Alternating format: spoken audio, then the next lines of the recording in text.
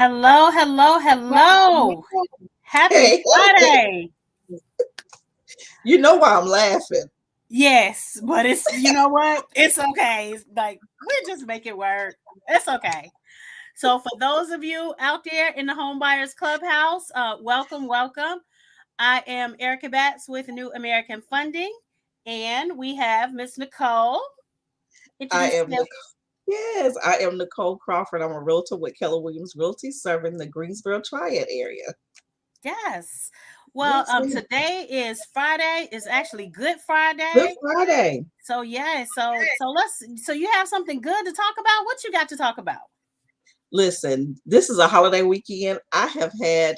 I've really been concentrating on what I put in my head lately. So I've listened to Okay. a great sermon before coming on. So I'm hyped about what was said. But I'm looking forward to this weekend. I have some buyers that are seriously shopping. I'm Okay. trusting and believing in God that somebody's going under contract this weekend. Girl, And I'm excited yes. about it. Yes, Yes. I'm Yes. Talk excited about about it. it. That Yes, sounds ma'am. wonderful. What you got going on over there? What you You know, excited about? for me, just excited about new opportunities. Oh, So, yes. gonna see my family this weekend, so that's Oh, good. good. So yeah, Yes. that's it, but that's enough. Absolutely. And we're gonna try So, to stay clear of this pollen because if you can hear it, it's got me oh feeling my real. goodness. I've been taking my allergy medicine. Like, I've been taking it at night, so that I can try to get things clear. Because sometime in the morning, I wake up and I feel like my head weighs 500 pounds. You got it. You got it. Well, I'm gonna try to be obedient and start taking mine again because with everything that taken so far ain't worked. So we're gonna try the nighttime routine again. Okay. Okay. Yes, yes, Well, ma'am. we were supposed to have a home insurance person to come on today, but due to a scheduling conflict, that didn't happen. But it's okay. So we're just going to talk about other things related to home buying and what we got going on. You got it. Because So we always got questions about the mortgage end. always, always. So, well, actually, I had a question for you. I know the market is going crazy right now. Everybody's talking about the different interest rates and interest rates going up. And is it still a good time to buy? So, what do you Absolutely. think about Absolutely. I think it's always, no matter what market you're in, if you have a need to move, then it's always a good time to buy. We have to just be realistic on what the market means for my personal situation. It may not mean, a lot of people feel like 5 years ago, clients that were approved for 200,000 could dream big. it? $200,000 doesn't go as far as it used to. So I think the biggest thing is being realistic at what you can purchase in this market. Okay. Yes, I ma'am. think a lot of people, they have the dream house that they're Yes. thinking about. And I think that they do need, so if you're living in an apartment or wherever you're living now, understand that you don't have to get that same thing. I mean, you can get that same thing in a house, but just Right. at least Absolutely. your mortgage payment will be steady. And so Right. sometimes we need to look at it from that standpoint, as opposed to, okay, I'm buying a house and it has to be my dream house. Because sometimes Absolutely. that equity that you're going to gain over these next 2 or 3 years, that will be enough to help you get into your dream house. Absolutely. And one of the things that I picked up out of the sermon I was listening to, he said one of the reasons why doing a race, a horse, they have blinders on horses is so that they can't look left or right because it Hmm. throws us off track. A lot of times during the house process, I find that buyers start to look at everybody else around them. Well, they got this and they have this. So why can't I? It's not your turn yet. Just Absolutely. remember that what you're supposed to get, you will get. So put your blinders on and make sure you're running your own race, not somebody else's. Okay. I definitely will Yes, ma'am. agree with that. Because Absolutely. just because, sometimes we look around and look at all the things that everybody Absolutely. else has and the Joneses and all of that. And we think, oh, well, we started at the same place, but they may have made different choices. It's a whole lot of other things that may have gone into, where they are now. And those are things Absolutely. that you don't necessarily see. Absolutely. And that's the part a lot of people don't tell you is what that we get to see the end result of their process. We don't get to see some of the things they had to go through in order to get that house. Exactly. Sometimes we don't get to see the fact that they're, even though they're in their home, there were times when they couldn't afford their home. A lot of us don't talk about those things. So instead of comparing ourselves, if we run our own race and make sure we stay in our lane that God has ordained for us, then I Yes. think we end up getting maybe not what we have, that big house in our dreams, and it Mhm. eventually come, but we get exactly what we need. That's exactly true. And we don't see, what did they say? They wouldn't with you shooting in the gym, all of those things. So they don't see when you were eating peanut butter and jelly sandwiches, or you don't see Absolutely. when, you're a two income household, but y'all were living off of one income, in order to Absolutely. be able to make these things work.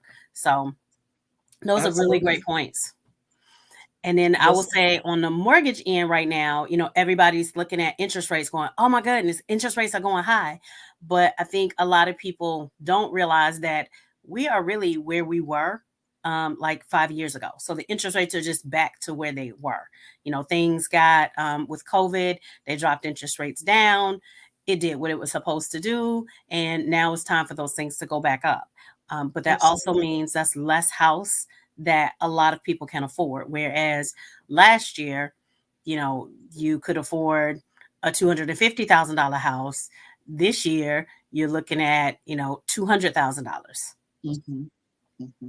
So Yeah. And I was gonna say, with the pre-approvals, are you seeing a lot of people having to come back and get pre-approved again, and seeing the differences in what they had before versus now? I am. And those that I've pre-approved within the last few months, like I'm updating pre-approvals every Friday so that they're Hmm. prepared when they go out for the weekend. But some of these people, I have one person where they were at a 3.875 in December, but she got really frustrated and decided that she didn't want to look anymore. She was going to wait till the spring. Well, now the spring has come and now she's at 5.875. So Ooh, now her pre-approval has gone down and she's really frustrated with that, but that's what the market is right now. absolutely. And sometimes people don't understand what time versus money means. There's Exactly. always a catch to us waiting. It's always going to be that time versus money. Either you're going to spend the time, just like with the credit stuff, are we going to take the time to get our credit together, or are we Hmm. going to pay the money to do it? So sometimes that waiting is not always a great thing. And like I tell people, if you're buying in the current market, it's always a great time to buy, because when you wait, we never know what we're going to get. Exactly. And you know what the market is right now. So, it Absolutely. is frustrating because, people are doing multiple offers. They're doing a lot of those things right now, but that's what the market calls for at this Mhm, at this particular time. And it's not going to mhm. get better anytime soon because this is an inventory issue. A lot of people are Absolutely. thinking, oh, well, it crashed in 2007. It's going to do that again. But the reasons Mhm. were different. So you have to look at those reasons as well as to why I did that. Absolutely. And that's what I keep telling people. Y'all keep sitting there waiting on that crash. The only thing crashing is our Exactly. pocketbook. Exactly. And the thing, Yes. and then, people are waiting on foreclosures for, maybe some Mhm. of the people that could have lost their job during COVID and all of that. But these investors are out here buying up their foreclosures before they even hit the market. They're talking to the Absolutely. banks. They're talking to, and they're buying them in bulk at the bank. So Absolutely. when you go, they're going to Bank of America and say, hey, what you got for foreclosure? And they say, hey, I got 5 houses in Charlotte. And they're like, sold. So they never hit That's the it. market. So you're not, And they never hit the market. They're right. hitting the consumer before the consumer gets there, because if I can pull on your heartstrings to go ahead and let me buy your house now without having to go through the frustration of the foreclosure, Mhm. without having to have your house out there like that, taking that ding on your credit, why wouldn't you sell it to me? Exactly. And so right now at this point, and a lot of people are saying, well, they don't want to sell because they don't have any place to go and, all of those things. But there's definitely some things out there. There's some inventory that is out there. And it's just going to take a great real estate agent like Nicole in order to be able to Yeah. get you in that property. Yeah, I tell people there's options, because if you're gonna pay now with the rents up, if you're gonna pay $1,300 a month for the rental that you're moving in, and we can buy something as an investment property for you right now, or for something for you to stay in for 2 years, and your payment is $950 to $1,000, which Hmm. one makes better sense? You're purchasing that property for yourself, and then in 2 years, you decide to move. In 2 years, you've gotten Lord, if everything's going well, you've gotten raises, you're in a better position. Now you might even have the opportunity to keep that house and buy your second home. So now Right. you've taken a situation that you thought was crazy because you couldn't buy the big house. Now you've created your generational wealth, and that's how we do that. Exactly. Yeah, and I will tell you, I looked at a two-bedroom apartment in the Charlotte area, and last year that apartment was $1,600. This year that apartment is $2,300. That's two houses. That is, Mm, but and it's an apartment. It's 1,200 square feet, but that's what. But they're charging market rate. And as more as absolutely. we get people, moving to these areas that can charge these rates, I mean, they're getting it. And Yeah, most people, their pay increase has not gone up, it's not $700 in a year, like a month for a year. right. But that's just where we are at this point. We are, and a lot of people have to realize we've stayed low for years. We had the foreclosure market, which took the prices back. I remember selling my neighbor's home. She purchased hers for 168. We could only sell it at that time for 142. So Hmm. now her house would be well worth 225. 250. So Exactly. look how long, and that was 6 or 7 years ago. Look how long it's taken us to get to the numbers we should be at. Because in her mind, she purchased her house for 168. She would have loved to get 225. She Hmm. was in it for probably 8 years. So you would think that's the one asset we thought we were going to be able to get that appreciation out of. So Right. now we're really just now getting back to where we should be anyway. Right. And Yeah, these people are, they're paying 40 and 50 and $60,000 over, asking price, but that then inflates the prices for the rest of the houses in those absolutely. neighborhoods. Absolutely. And it's hard to come down. It's hard to convince a seller to come down once his Mhm. neighbor's house sold for 30,000 over. It's hard to ask him to come back down Yeah, under that. one of my coworkers actually kind of just had that situation where they were ready to sell their house, but a house in their exact same floor plan had sold like the week before they were getting ready to put theirs on the market. So they increased their price to match what that neighbor had. And so a person who lost out on that first house actually just purchased their house. Sight Mhm, unseen was like, hey, it's the mhm. same floor plan. So, We're going to go for it. right, We're going to go for it. exactly. Absolutely. And this market it does make a lot of us uneasy on some of the things that we have gotten accustomed to. We had gotten accustomed to being able to go out and put in one offer and get that accepted, and Hmm. having the ability to negotiate. We were not doing sight unseens at one point. It was really unheard of, except for if we had Exactly. somebody coming in from out of state. But now those are customary things for us to do in this market. You have to do what's best for you. I tell every client, some people are not built for sight unseen, but if you want to move, sometimes you got to play the game. That's very true. And I would say, probably the one piece of advice I could give people right now that are in the market is to prepare yourself. Figure out Absolutely. what the market actually is, what you can afford as far as the house, what you're comfortable with, and your needs versus your wants. So Absolutely. you can I can get by with a 3 bedroom house. I would love a 4 bedroom house, but if I can get by with a three, then okay. That's right. That's So right. Because if we can build on, add on, or we can take one of the extra little spaces and put our computer desk in there, that's a great mhm, thing. But I tell people, one of the reasons why when I start meeting clients, I am that realtor that will set them up on my websites, my apps, and things, is so that they have a resource to be able to study the market. Look and see what's selling in your city. Know that, okay, I think this is what I want to be.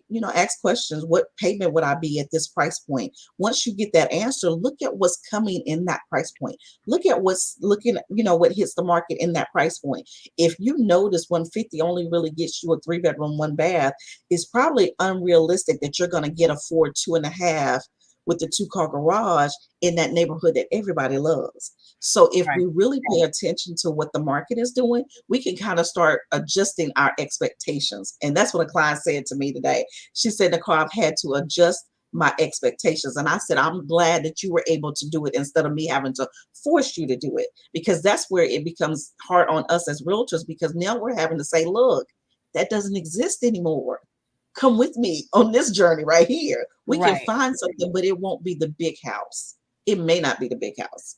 And I think a lot of people, they use, like, some of these websites like a Zillow or Yes. realtor.com or all of that, and they look and see, oh, well, it says that I can get my payment is XYZ amount. But what they don't do is expand so that they can see that your payment will be that with a down payment of 20%, with Right. the excellent credit, with the, Right. all of those pieces that go into that. And so then once you put in there 3% down payment, it's like, okay, wait, the payment just went up $250. Right. Okay, because that's what applies for your situation, not the general situation. Absolutely. Absolutely. Now, I do have a question for you, and I guess this will probably be my last one. On average, what I know we've talked about what clients need to save for like down payment and what some of the loan requirements on for the down payment are. But on average, what do you think a client needs to save for closing costs since most sellers are not paying for closing costs? Usually about, I would generally say about $5,000 to $7,000 is usually the average amount. So generally with a down payment and closing costs, 10% is usually a really good number. So that gives them a 3% down payment or a 3.5% down payment. That also gives them some additional for closing cost. And then there are also some additional fees that are not included in those numbers, like your inspection fee, your termite fee, all of those things. So usually 10% is a good number to shoot for, to be able to encompass all of those things that you're going to need. Okay.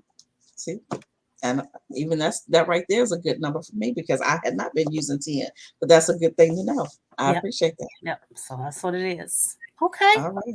Well, this has been a great conversation. Yeah. And so I guess we will wrap it up.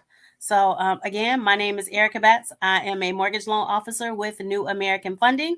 You can reach me at 919-608-7916, or you can always reach me in the Home Buyers Clubhouse. Nicole. I am Nicole Crawford with Keller Williams Realty out of the Greensboro Triad area. I can be reached on my cell, which is 336-457-3007. Or like Erica said, we can always be reached at the Home Buyers Clubhouse. Happy Friday, everybody. Yes. Enjoy your weekend.